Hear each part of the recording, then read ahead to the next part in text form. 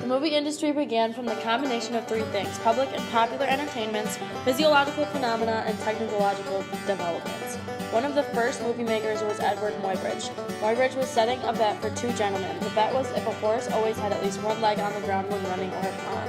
Muybridge set up cameras on a track. As the horse ran, it would trip wires, causing the cameras to shoot. This was the first use of multiple cameras. This technique employed the physiological phenomena known as the persistence of vision. The persistence of vision states that an image will remain in your retina for a fraction of a second. So if you show a series of images to the human eye. In addition to Muybridge, Thomas Edison was also very invested in the early film industry. Thanks to the help from his employee, William Dixon, he developed the kinetoscope. The kinetoscope was a tall box with a viewing port on top. The customer would normally pay a penny to see a short, typically no longer than 20-second film. These films including dancing, juggling, boxing matches, and other films. In order to meet demand, Edison constructed the Black Maria. The Black Maria was the first movie studio ever constructed in the United States. It was covered in a tar paper and had an open roof. It was also able to spin and turn so they could use the daylight at all points. Edison overlooked the potential of projection, so the French Lumiere brothers took advantage.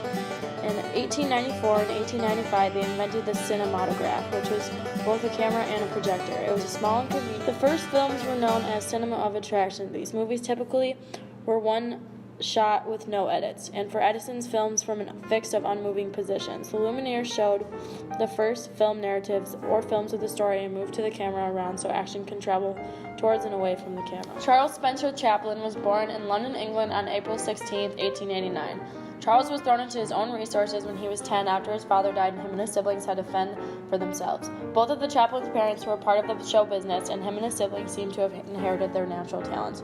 Chaplin and his siblings took stage at the best opportunity for a career. Chaplin fully began his own career at age 12 and performed as Billy the Page Boy in Sherlock Holmes. As he got older, he started to learn more towards the comedy side of entertainment. He became a very popular comedian in vaudeville, which eventually took him to the United States to perform. Chaplin later on became an independent producer and had more of a desire for freedom and began making his own movies. His first film was A Dog's Life. He was shown in the movies The Kid, A Woman in Paris, The Gold Rush, The Circus, and many more. By the time the 1930s rolled around, Hollywood was one of the most visible businesses in America, and most people were attending films at least once a week. With better sound and film technology being created, the industry was able to pursue new creative decisions, entertaining the golden age of Hollywood's creativity and exploration. Movies like It's a Wonderful Life, The Wizard of Oz, Singing in the Rain, Roman Holiday, Duck Soup, and many more popular films, Gone with the Wind, and Wizard of Oz were the best pictures of the age. The age of New Hollywood began with techniques of the French New Wave. New Wave cinema began in the late 1950s and early 1960s. Filmmakers who utilized this were experimenting with the form, using new editing styles and portable equipment. One of the first American films to utilize this style is the 1967 film Bonnie and Clyde. The film was directed by Arthur Penn and showcased the techniques. The film became highly controversial at the time, with critics either loving or hating it for its new wave influence. However, it became revolutionary for films and directors, giving them more freedom than they had had before. This freedom led way to the modernist directors, including Steven Spielberg, Stanley Kubrick, Martin Scorsese, George Lucas, and other great directors of the 70s and 80s, many of which are still making films today. Steven Spielberg was founding pioneer of the modernist directors. He got his start with the 1975 hit Jaws. After the success of this film, he received more directional freedom and eventually was able to co-found his own studio. Influence of the modernists is seen today. They gave the rise of the summer blockbuster and worked with lower budgets, which they often went over but made back in sale.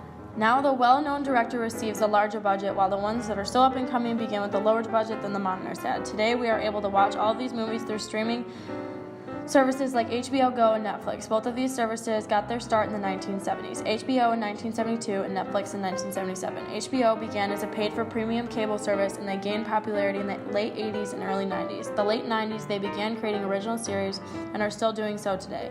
HBO now has multiple channels and their own streaming service.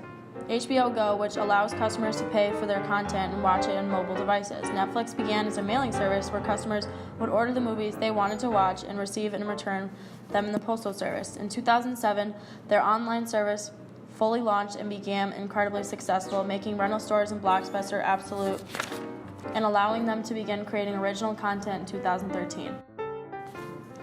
Based upon the history of the industry and the current climate of movie making, we predict that the filmmaking is coming upon another revolution, much like the modernists.